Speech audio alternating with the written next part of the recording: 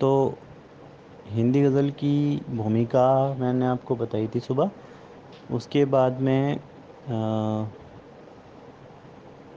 परिभाषा कह लीजिए या दोनों में अंतर कह लीजिए, जहाँ तक आपका स्पष्ट हो चुका है लगभग। हम आगे बढ़ते हैं। और एक बात हुई थी कि जिस तरह शहर और शहर को लेकर के चर्चा होती है, तो वज़नों व शब्दों के वज़न के निर्धारण को लेकर और उनके बर्ताव को लेकर एक चर्चा हुई थी। तो इस बिंदु पर हम बात करते हैं कि देखिए, शब्दों का वज़न कैसे तय किया जाएगा। तो इस पर मैं ये कहूँगा कि अभी हमने अंतर में भाषा पर बात करते समय ये जाना था कि हिंदी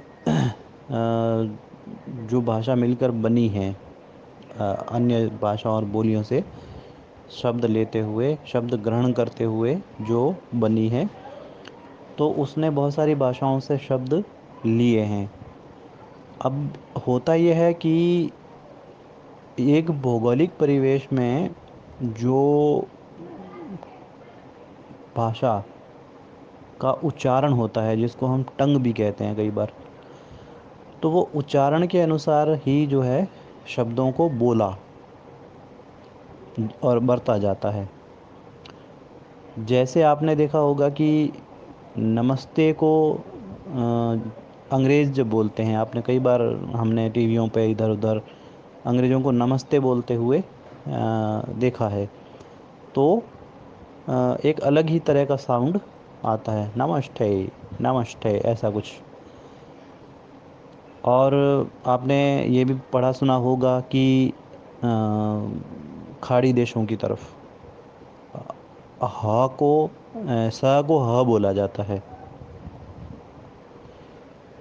तो एक भौगोलिक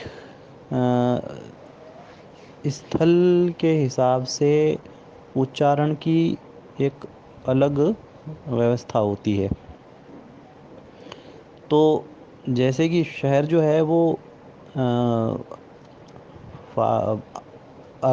उर्दू में आया, और उर्दू में